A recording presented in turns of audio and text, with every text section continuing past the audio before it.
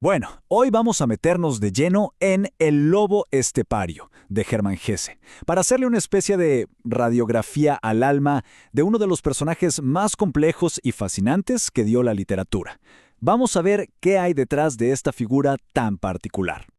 Y para empezar, vamos directo al hueso del conflicto. El protagonista, Harry Haller, se percibe a sí mismo así. Tal cual. Esta frase es básicamente la llave maestra para entender todo su universo interior y su tormento. Así es como lo conocemos a Harry Haller. Un hombre cuya vida, su existencia misma, es un campo de batalla. Tiene el alma partida en dos, una grieta interna que lo define por completo. Es que Harry es un intelectual brillante, un artista, y sin embargo, un hombre que se siente profundamente solo. Siente que su alma se desgarra, pero lo más interesante es que no lo ve como un problema personal, sino como la enfermedad de su siglo, una neurosis que, según él, afecta a toda su generación. Y acá se ve clarísimo de dónde viene esa guerra interna. De un lado está el hombre, el espíritu, la cultura, la razón, y del otro, el lobo, el instinto puro, lo salvaje, el odio. Son dos fuerzas que no se pueden reconciliar y que están todo el tiempo luchando adentro suyo. Pero, ojo, que su prisión no es solamente interna. Vamos a ver ahora ese mundo de afuera que lo ahoga, ese entorno que para él es, literalmente, una cárcel. Harry siente un asco profundo por el mundo burgués. Le revuelve el estómago ese vacío espiritual, esa comodidad tan predecible. Y sobre todo, esas alegrías superficiales, esa música de café, esas diversiones masivas que le parecen, bueno, mediocres. Es que él mismo lo dice, ¿no? No puede conectar con lo que mueve a los demás. Se siente como un bicho raro, un extranjero en su propia época, mirando rituales sociales que para él son completamente absurdos. Y acá está la gran contradicción de su vida. Odia este mundo con cada fibra de su ser, pero no puede o no sabe cómo escapar.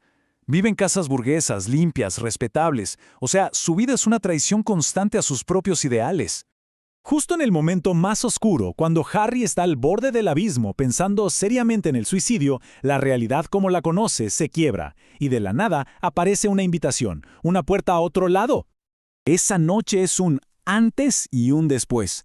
Imaginen la escena. Está caminando sin rumbo y de repente ve un letrero de neón que parece hablarle directamente a él. Y al toque, la puerta y el cartel, ¡puf!, desaparecen. Y para rematar, un desconocido le da en la mano un folletito. La realidad le está haciendo un guiño, le está diciendo algo. Esta experiencia lo va a llevar a una revelación. Se da cuenta de que la solución a su conflicto no pasa por ganar una batalla, sino por algo mucho más radical. Por reinterpretar quién es. Como si se mirara en un espejo que le devuelve 1000 reflejos distintos. A ver, recordemos el punto de partida. Todo su sufrimiento viene de esta idea fija, casi una obsesión, que adentro suyo hay solo dos seres en guerra, el hombre contra el lobo. Punto. Pero entonces, el Tractat, ese folleto misterioso, le plantea una pregunta que le dinamita toda su estructura. ¿Y si te equivocaste? ¿Y si esa idea de dos almas es una simplificación ridícula? Y la revelación es tremenda, es brutal. El yo no es una cosa dual, es una constelación caótica de cientos, quizás miles de almas. No es una guerra civil entre dos bandos, es un universo entero de personalidades viviendo en un solo cuerpo. Entonces, lo que la ciencia podría diagnosticar como locura, el Tractat lo da vuelta por completo. Dice, no, esto no es una enfermedad que hay que curar. Al contrario, es el punto de partida de toda creación, de todo arte. Es una oportunidad para reinventarse.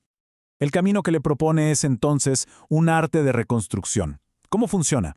Primero, hay que descomponer esa supuesta unidad del yo en todas sus piezas. Después, aprender a reconocer cada una de esas piezas. Y finalmente, ponerse a jugar. Tratar esos fragmentos de la personalidad como si fueran fichas de un ajedrez y crear nuevas versiones de uno mismo, una y otra vez. Y así, con todo esto, llegamos a la lección final, la más profunda que le deja esta experiencia. La verdadera salida al laberinto de Harry no es el análisis ni la lucha. Es algo mucho más simple y a la vez más difícil. Aprender a reír. La clave de todo, la verdadera sabiduría, no está en resolver el caos de adentro, sino en elevarse por encima de él. El problema es tomarse a uno mismo demasiado en serio. La solución es el humor. Es dejar de ver la vida como una tragedia personal para empezar a verla como Bueno, como una gran comedia cósmica. En este viaje aparecen los inmortales, figuras como Mozart que le enseñan justamente esto, la capacidad de reírse del absurdo de la propia existencia y del universo entero.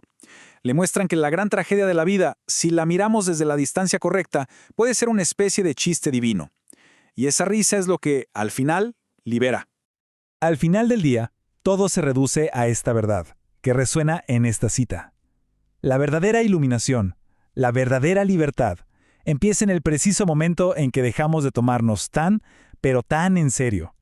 Y así, la novela nos deja picando una idea potentísima. Aceptar que somos un rejunte de miles de personalidades no es una condena, es una liberación. Es el punto de partida para una vida de posibilidades infinitas. La pregunta entonces ya no es quién soy, sino si el alma es un elenco de miles, ¿qué juego se va a elegir jugar hoy?